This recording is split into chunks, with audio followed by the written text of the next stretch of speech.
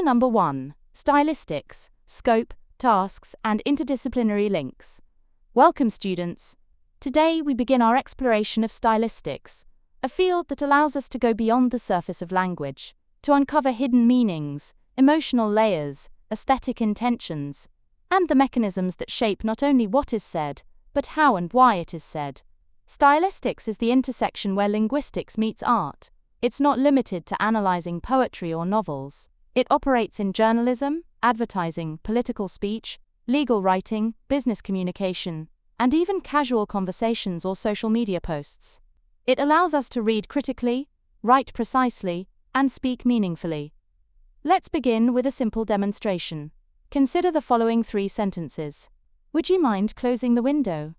Close the window, please. Shut the damn window. They all communicate the same basic request, yet they differ drastically in tone, emotion, and social acceptability. Why? Because the speaker chooses different stylistic tools. This is exactly what stylistics studies: the effect of linguistic choice on meaning and impact. The word style comes from the Latin stylus, a sharp tool for writing on wax tablets. Later, in French, stylistique began to mean not only the act of writing, but the manner and art of expression.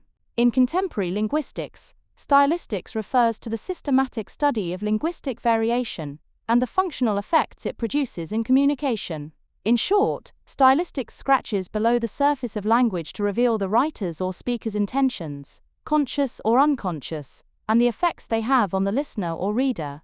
The main aims of stylistics are to understand the aesthetic and expressive features of language, to analyze the emotional coloring of speech or text, to identify how intonation and word choice shape interpretation, to examine the use of synonymous expressions and their nuances, to uncover how authors or speakers develop a unique personal style, to explore the relationship between language and thought, to differentiate between various functional styles and sublanguages. For instance, take the simple idea, he died. It can be expressed as, he passed away. Euphemistic and gentle, he kicked the bucket. Informal and humorous, he expired.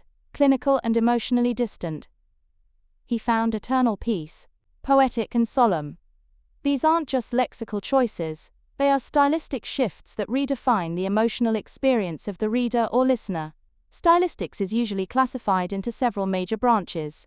Functional stylistics, also called linguistic stylistics, focuses on how language functions in real-world contexts: scientific, legal, journalistic, colloquial, or business. For example, a scientific report might say, the subject exhibited symptoms of tachycardia, while the same situation in a casual setting might be expressed as, his heart was racing. Literary stylistics deals with artistic texts, poetry, fiction, drama, and the creative use of metaphor, symbolism, rhythm, irony, and more. Consider the line from Alfred Noyes: the moon was a ghostly galleon tossed upon cloudy seas. It's a powerful image not because of the facts it communicates, but because of how it makes the reader feel. Decoding stylistics is a relatively modern direction rooted in the works of L. Scherber, B. A. Larin, M. Rifferter, R. Jacobson, and expanded by I. V. Arnold. This approach shifts attention from the author to the reader. It examines how meaning is decoded by an audience, taking into account only the internal features of the text, vocabulary, syntax, structure, rhythm, rather than external factors like biography or historical context. Every communicative act can be broken into sender right-pointing arrow, message right-pointing arrow, receiver. Decoding stylistics is especially useful when the reader does not share the background knowledge of the author, such as in translation, historical literature, or cross-cultural discourse. Speaking of translation, comparative stylistics studies how stylistic features function across languages. This is essential for translators. Consider how irony, rhythm, or tone often lose their effect when literally translated. English tends toward understatement. It's not ideal may mean, it's terrible. Meanwhile, Russian or Kazakh styles might favor hyperbole, metaphor, or emotional directness. Stylistics also distinguishes between 2 fundamental categories: expressive means, EM, and stylistic devices, SD. Expressive means are neutral language tools that gain stylistic effect depending on use. like inversion, repetition, or emphatic auxiliaries. Example, she did go to the concert. The auxiliary did creates emphasis. Stylistic devices are specially constructed, marked tools used for specific stylistic impact. Metaphor, time is a thief. Irony, lovely weather, said during a hurricane. Hyperbole, I waited 1,000,000 years. Zeugma, she broke his car and his heart. Each device shapes how the message is perceived and adds expressive depth. Stylistics operates on several linguistic levels. Stylistic lexicology studies word choice and its connotative meaning. Example, slim versus skinny, both describe thinness, but one flatters and the other insults. Stylistic phonetics, phonostylistics, examines sound patterns, intonation, and rhythm. Example, soft summer silence. Alliteration of / creates calm and fluidity. Stylistic morphology focuses on grammatical categories with stylistic function. Example, using archaic forms like thou art wise evokes a biblical or poetic tone. Stylistic syntax looks at sentence structure and rhetorical figures. Examples, asyndeton, I came, I saw, I conquered. Chiasmus, fair is foul and foul is fair.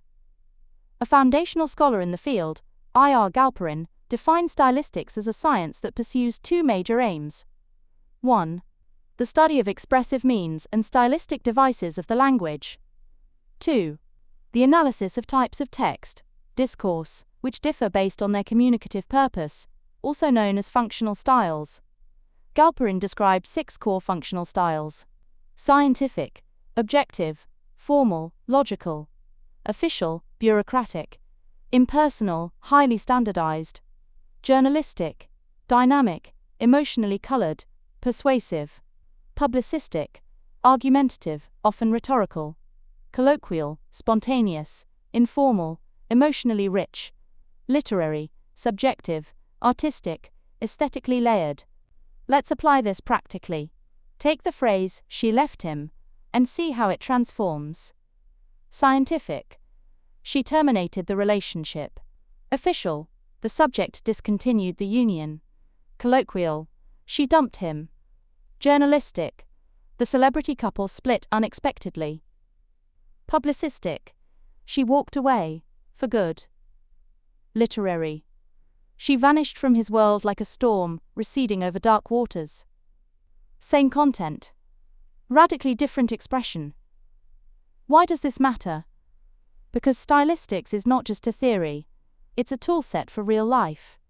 It helps us recognize manipulation in political or media language, detect irony, sarcasm, or subtext in literature, appreciate the emotional structure of poetry, translate meaning with precision, speak and write more consciously and beautifully.